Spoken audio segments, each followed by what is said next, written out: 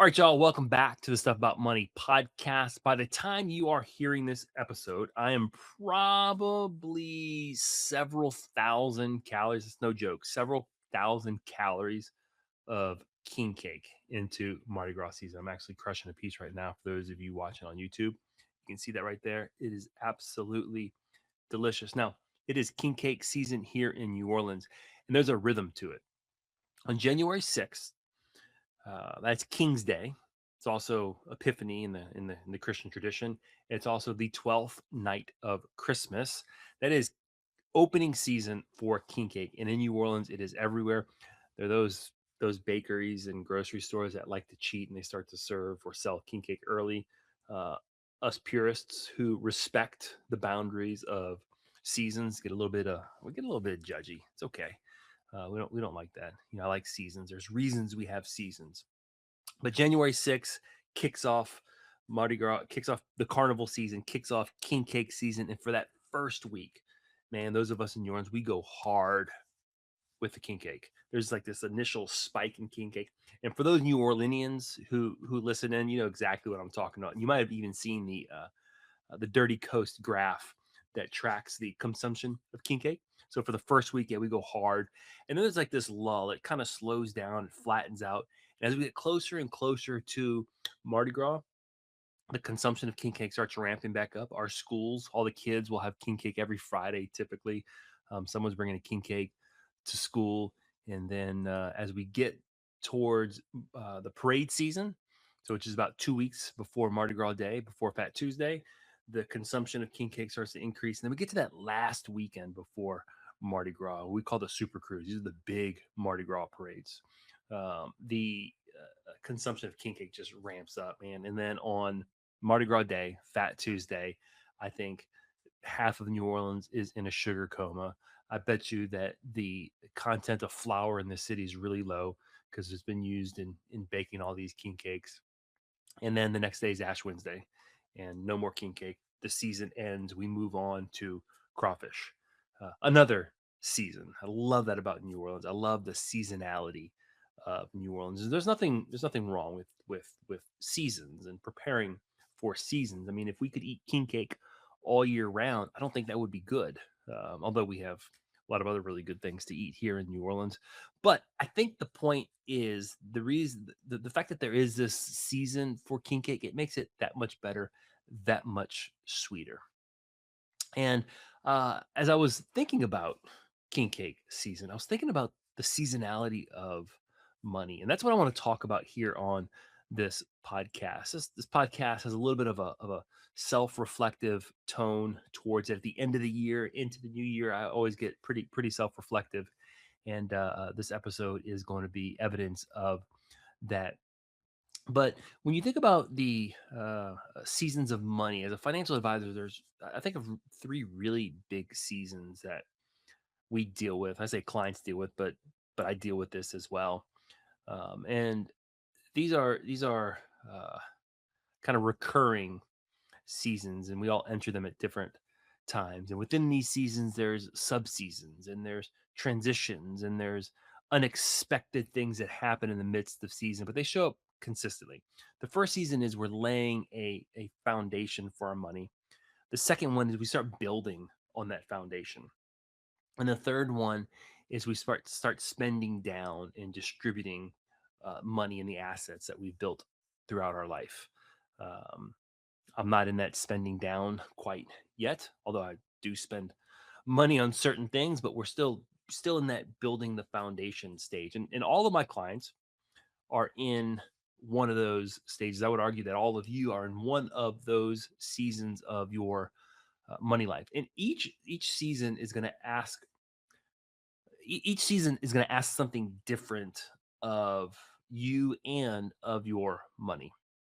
And I think a big mistake that people tend to make is they're in one particular season, but they're trying to live life as though they're in another season. I see this with young people often where they're starting off and I don't say this if you're young, by young I'm saying probably like young under 30. you're kind of starting off your financial life. And I don't say this with any judgment at all, because this is where I was. In fact, I have an episode that talks about my biggest financial mistake, and this is it right here. This was my biggest financial mistake. When I look back, if there's anything that I have some financial regret on, is I tried to accumulate in 5 years everything that it took my parents decades to build. And that's just not reality. I wanted to be in this season of experiencing the fruit of all my labor, except I didn't have that much labor in my life to experience the fruit of it, if that makes sense. We try to recreate um, we try to recreate the lifestyle in which we were raised in right away, right out of college, with our first job, as we launch our first businesses. We want the nice house, the nice vacations, the nice cars, all the experiences. And I don't think there's anything inherently wrong with that, but it's just not the financial season of life that we're in that can support that lifestyle yet. Our parents, our mentors, they earned those seasons. They worked hard for decades to get there. And when we're young and early in our careers, we're starting families, we're starting businesses. When we need, this is the ironic thing about money, when you need it the most, right? Early career, early family, early business, you don't have much of it. And that's just the season. And the flip side is later in life, when you've raised your kids, you've started your business, you're cash flowing fine, you've kind of reached your peak earning years. Generally, you have less need for the money. Obviously, there's a lot of use for the money, still saving for retirement, still catching up in some cases. But you see the point. There's less tugging on your money when you're at that stage of life than when you're just starting off. And one of the mistakes I think that a lot of people make, regardless of the season that we're in, is not necessarily we make bad financial decisions. What makes the decision bad is it's just being made in the wrong season. So if you think about that maybe you don't have the money early in your career to take the expensive vacation, but 10 years in, maybe you do. Maybe you're not in a season where you have to be so frugal with your money because you've laid a good foundation, and it's okay to enjoy what you've worked hard for. That's the season you're in. So I want to go through each of these seasons, laying the foundation, building on the foundation, then kind of spending down the assets that we built, and talk about some of the markers of each season. Because I think that when you can recognize where you are, the seasonality of your life, and the demands on your money, it becomes easier to start making some of these financial decisions. Certainly, me as a financial advisor, once I understand where you are in life, it becomes a lot easier for me to dispense financial counsel or financial advice to you. I don't want to be guilty of giving you financial advice for a different season of life that you're not in. So, laying the foundation. This is early career. Maybe you're professional. It's early family life. Maybe you're starting a family. Maybe you're an entrepreneur. You're starting your business. And I'm going to talk a little bit specifically about business owners here in a second. So if you're a business owner, I'm going to talk about seasonality of business ownership, just as we recap. But when you're laying the foundation, you have low margin, meaning you don't have a lot of discretionary money, and there's high demand on you and on your money, right? There's a lot of competing things that your money needs to go to. You might want to buy a house, you need to buy a car, you might be paying off student loans. That could happen for a while in your career.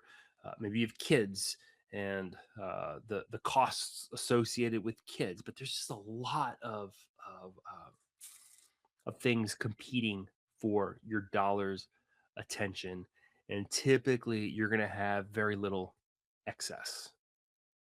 A lot of pressure in these early years of laying the foundation. You're having to make a lot of hard decisions. There's a lot of comparison to others, a lot of trying to keep up with the Joneses. Well, they're having success, so maybe I should be having early success, or they're driving this car, maybe I should be driving that car, or you know what, I deserve to spend the money here. But that's not what this season is for. Now, maybe you're in a position to have nice things, and the thing about personal finance is it's more personal than it is finance. But I'm speaking obviously in generalities here. But the focus in this season of life should really be to lay a good foundation, to create some stability with your finances, develop good financial habits, build some flexibility, that financial margin in your life, so that you have options as you transition into another season, or as life throws at you some uncertainties, you can pivot pretty quickly. But if you're making decisions in this laying the foundation season of life as though you've already laid a foundation and you've already made it, and you're spending money as such, and you're allowing your lifestyle to creep out of control, and you're making very permanent financial decisions that lock you into permanent payments for a long time, and you don't have that foundation and you don't have that margin, it's a recipe for potential uh I'm not gonna say disaster, because maybe there's not disaster, but I will tell you this, that is a recipe for a ton of financial anxiety um, in your life. So this is the season for stability.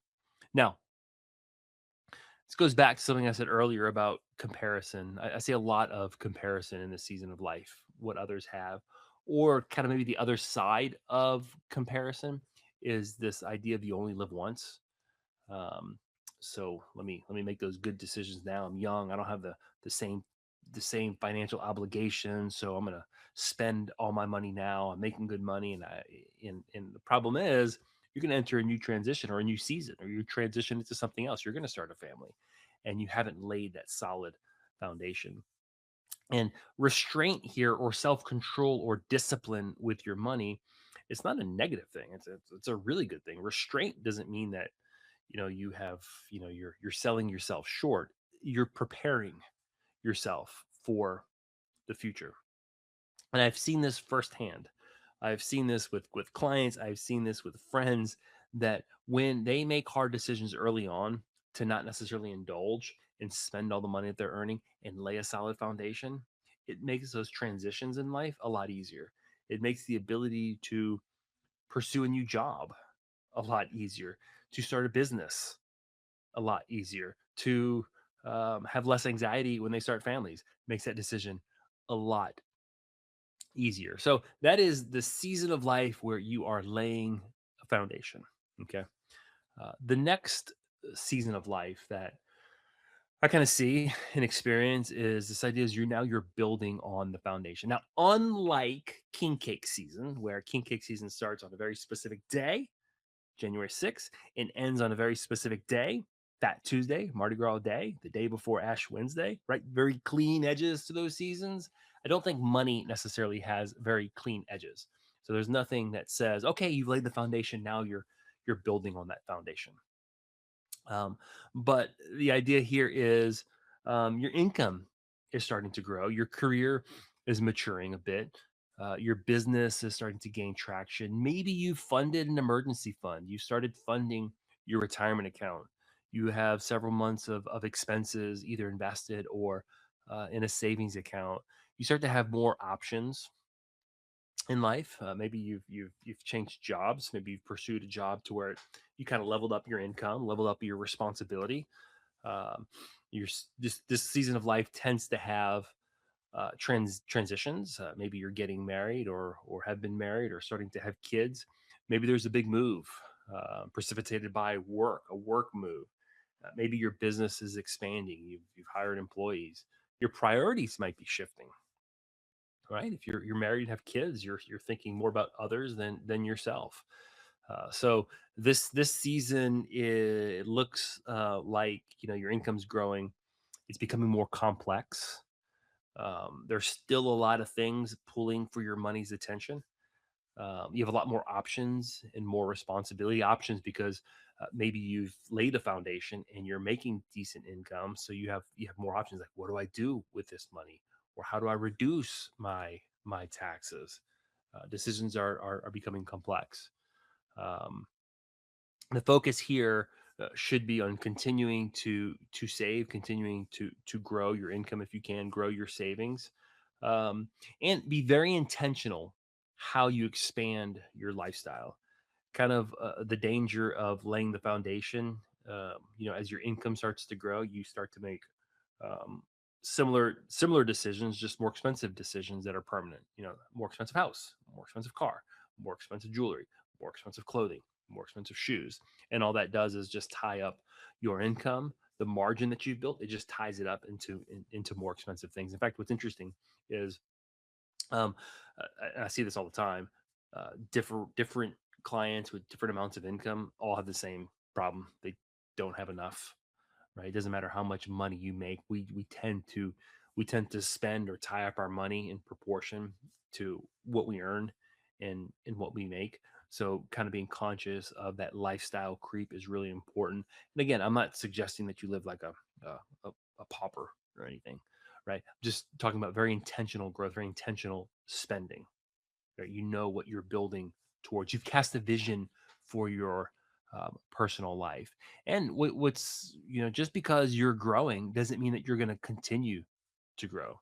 That assumption that growth is always going to be linear and permanent. That's not the case. People lose jobs. We still want to make sure that the foundation is solid, that you still have options.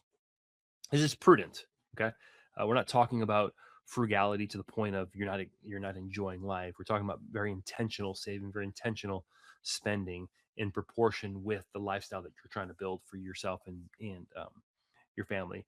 In the season of life, just because you can afford something doesn't necessarily mean you can afford the consequences later. I tell a lot of people that there's not much that you can't afford.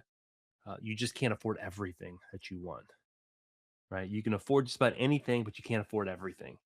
So again, that intentional decisions about where your money's going, you might be able to afford it today, but you might not be able to afford the consequences um, later, if that makes sense. And sometimes it's the shiny object syndrome. I've got the money, I want to buy it because I really want it, and then like a week later, 2 weeks later, 3 weeks later, you're like, that $100,000 car, it's cool. It was nice to drive, and um, I thought I'd like it more. Um, right? That's a consequence of sometimes spending money that you may not be that you shouldn't spend, or that it's not necessarily aligned with what's most important to you. Again, this is not saying don't do that because it could be important to you. We're talking about intentionality, right? Just because you have a foundation built, and just because you have margin, and just because you have discretionary money, doesn't mean that you have to spend every single dollar. We're continuing to save in this season of life, even though income is increasing. And just because you're not spending every single dollar and living life to its fullest, right? That's not bad. That's good stewardship. That's being wise with your money. And then the third season of life, we're spending down or distributing what we've made. Maybe our income has stopped because we stopped working. We're not growing. We're not saving as much as we did because we're not earning as much as we did. Maybe maybe it's retirement. Maybe it's semi-retirement. I love the fact that more and more people aren't just quitting or retiring completely. That they recognize that, hey, I have something still to give. There's meaning and there's purpose in work, and they're staying engaged with semi-retirement. But they're taking a hit to their income. Maybe you're selling a business, or you're intentionally shifting from this accumulation um, season of life to, I want to enjoy a little bit more the fruit of my labor. So I don't have as much financial responsibility, or I don't have as much financial obligation to other people. Um, so maybe I want to enjoy travel a lot more. Maybe I want to increase my charitable giving because I want to be more generous than I have in the past. Maybe I'm really interested in leaving a legacy, right? So you can see how this season of life changes how you think about money, changes how you relate to your money. It's very different than the laying the foundation, very different from the growing stage of life. So the stage looks like retirement, looks like business exit, legacy planning. Again, the shift moves from growth to sustainability and cash flow. Also, there's this emphasis on a different emphasis on risk management, right? You've built your foundation, you've grown it, and now you're not accumulating anymore. So there's this concern that, oh my gosh, what I have has to last me. So risk plays a different role in planning for risk. Um, becomes as important, if not more important, in this stage of life than in the earlier stages of life when you're still where you're generative, right? You're making money, you're earning money, you're accumulating money. You can afford to make a financial mistake, quote unquote. You can afford more risk in your life and the potential for more reward. Where when we get into the spending down season, you can't afford uh, as much risk. So that is a marker of this this season.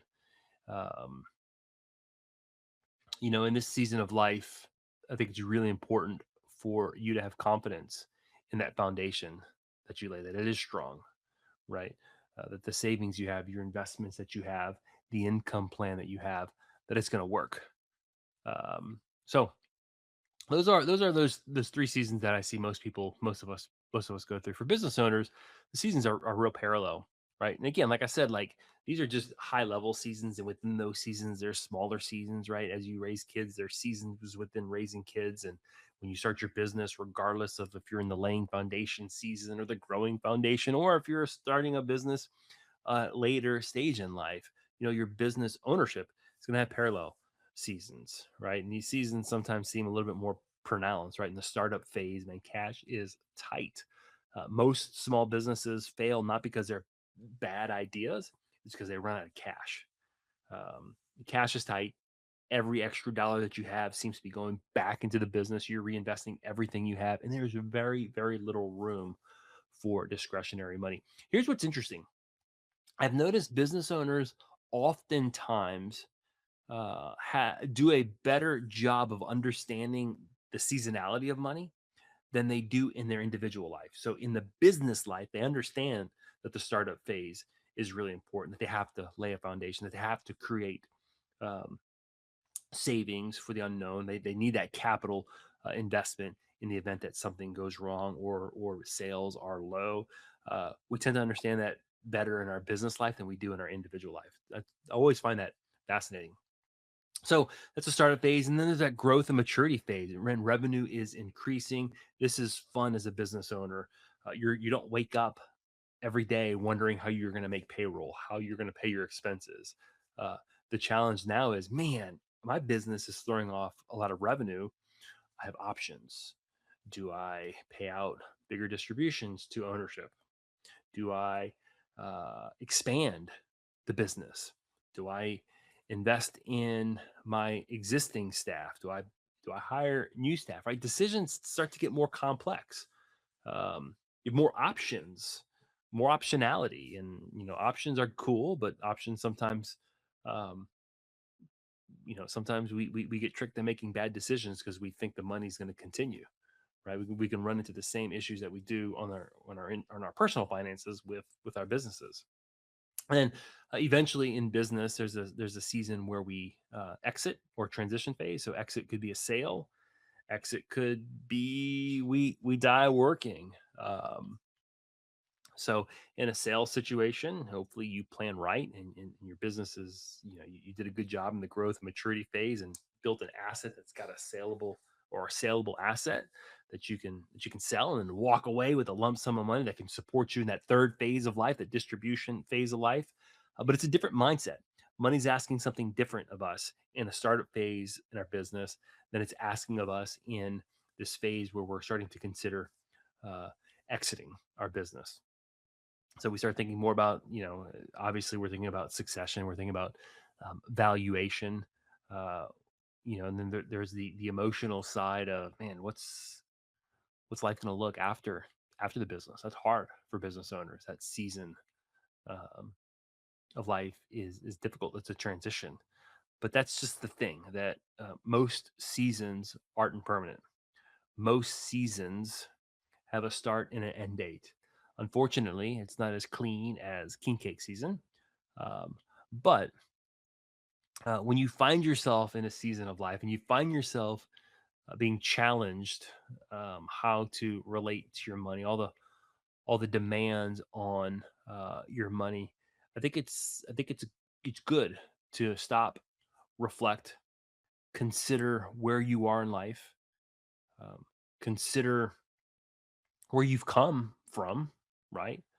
Um, Oftentimes in working with clients, I love to go through the exercise of, especially when they're dealing with a challenge, a financial challenge in the moment, is saying, "Man, think about this relative to where you were 2 years ago. This is amazing that you're at this stage, this season of life."